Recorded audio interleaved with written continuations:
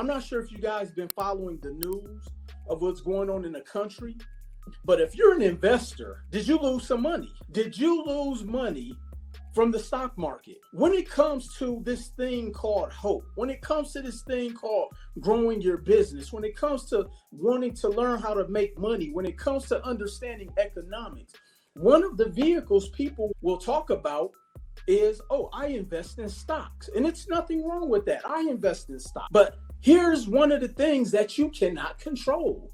You can't control the market. Stock market news, August 5th, 2024, the S&P 500, NASDAQ slides a global sell-off. The Dow dropped 1,034 points. The NASDAQ slid 3 to 4%. The S&P retreated 3%. The Dow dropped 1,000 points, and the Japanese stocks suffer worst crash since 1987 as markets quake worldwide. Now, what do you do if you put all of your eggs in that one basket called the stock market? What do? You put your life savings in the stock market. What do? You put $20,000. That may have been your savings.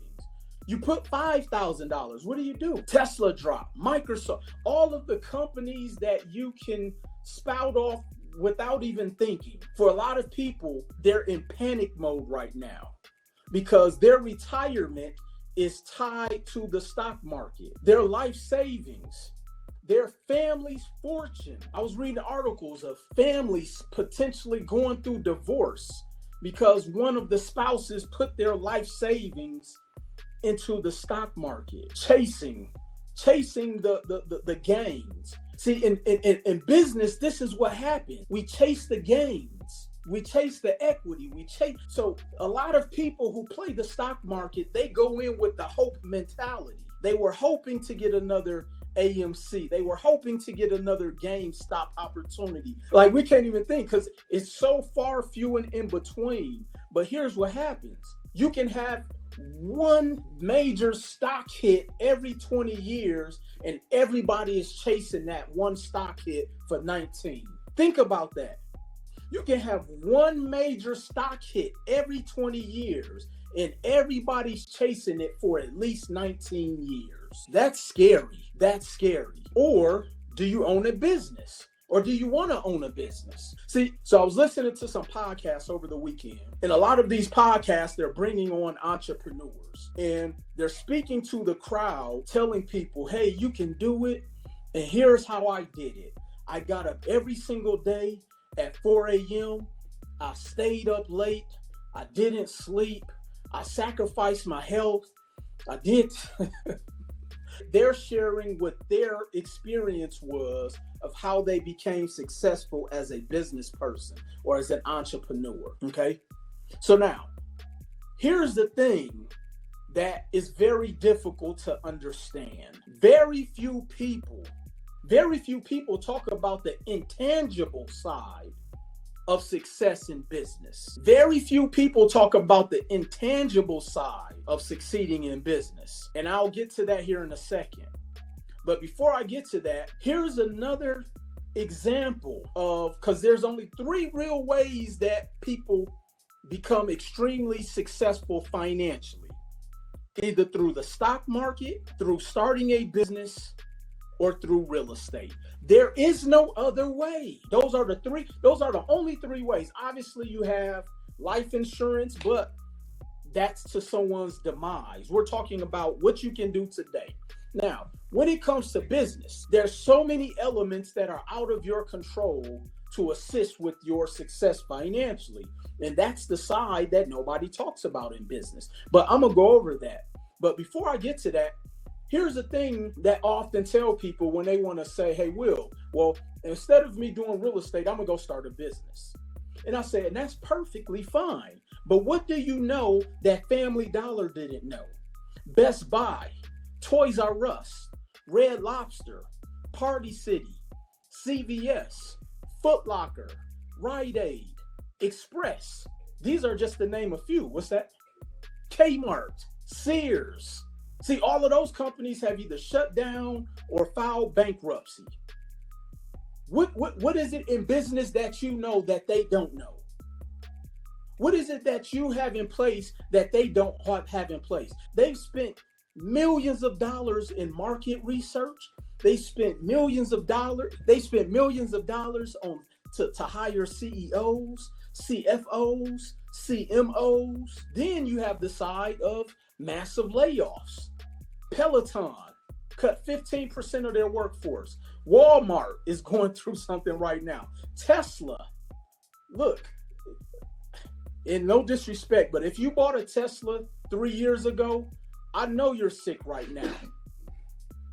People who are paying $70,000, $80,000, $90,000 for a Tesla vehicle, it's worth $25,000 today. Amazon, Google, IBM, Nike, BuzzFeed, Salesforce, Microsoft, Universal Music Group, all of these companies have done major layoffs. Because see, in order to be successful in business, here's a list of things you have to master. Are all of the intangible things they don't tell you on these podcasts. You got to be a great planner. Are you a great planner? Yes or no? Can you finance your own business expenses? Meaning, if you bring in an outside CEO, it may cost you $200,000 a year. Can you afford to hire a CEO? Can you afford to hire a CFO, which is somebody who's going to handle your finances? Can you afford a bookkeeper? Your bookkeeping service might cost you $3,000 a month. Can you afford a CMO? A CMO is a professional marketing agency, not some 18-year-old kid who's posting your Instagram post. That's not marketing. Can you afford a CMO where you're paying an agency over $10,000 a month to run your marketing campaigns, to pull your analytics, to pull your KPIs?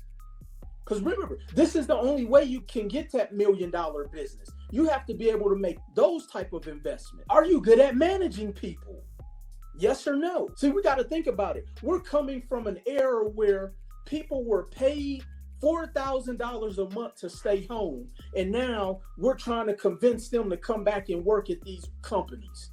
This is why so many companies and organizations are filing bankruptcy and shutting down stores. Are you good at managing people? Do you have a customer service team? Can you even afford a customer service department? Now, when I say, are you good at managing people, I didn't say, are you good at communicating to people? I said managing them. Because let me tell you something. A lot of people think they're good at managing people, but how do you deal with when an employee doesn't want to come in? How do you deal with people? I'm telling y'all, it's a different ball game. Knowing how to communicate to people and knowing how to manage people. It's a different ball game. Are you good at customer service? Can you afford a customer service team? Can you afford a customer service department? Can you afford having 2 to 5 people paying them X amount of dollars per hour to be able to answer the phones so that you can run your business? Are you a good salesperson? We gauge ourselves, unfortunately, in being successful, especially to my newer entrepreneurs. New entrepreneurs and new businessmen and women will gauge their level of potential success based upon them selling their friends, family, and relatives. Look, you have to be able to convince a stranger who doesn't know you, from Adam or Eve, to spend X amount of dollars with you. Are you believable? See, being a great salesperson, a part of that is, are you believable? Will people believe that you will deliver what you said you can deliver? Will people believe the fact that you can help them get the desired result that they're investing in to get? Do you have the stomach to digest failure? See, I'm talking about all of the intangible things that podcaster isn't telling you. That person who's sitting there selling you on hope. This is the part that they don't tell you about and why 9 out of 10 businesses fail. Are you good at marketing? If you were to come to my office and I put a camera in front of you and I said, I need 5 ads, how long would it take you? I'm telling y'all, it's different on this side of the curtain. Do you understand branding? Do you understand branding? See, did you know that there's a difference between marketing, advertising, and branding? Do you understand it? See, you putting up billboards is not for the purpose of you getting a client. That's just branding. So are you willing to spend $5,000 on a billboard? Are you willing to spend $4,000 for social media ads, and then are you willing to spend another $6,000 for targeted ads? We're now talking about $12,000 of marketing costs. Are you willing to self-finance that? Are you willing to spend 4 to 5 figures a month on advertising? Are you willing to hire and fire staff? See, this is the intangible side they don't tell you about in their business. They just sold you on sacrifice, go to bed late, stay up late, cut off all your friends and family. Like they tell you all of the things to make you feel good. They don't tell you the intangible side of business, of success. And this is why most people are set up for failure.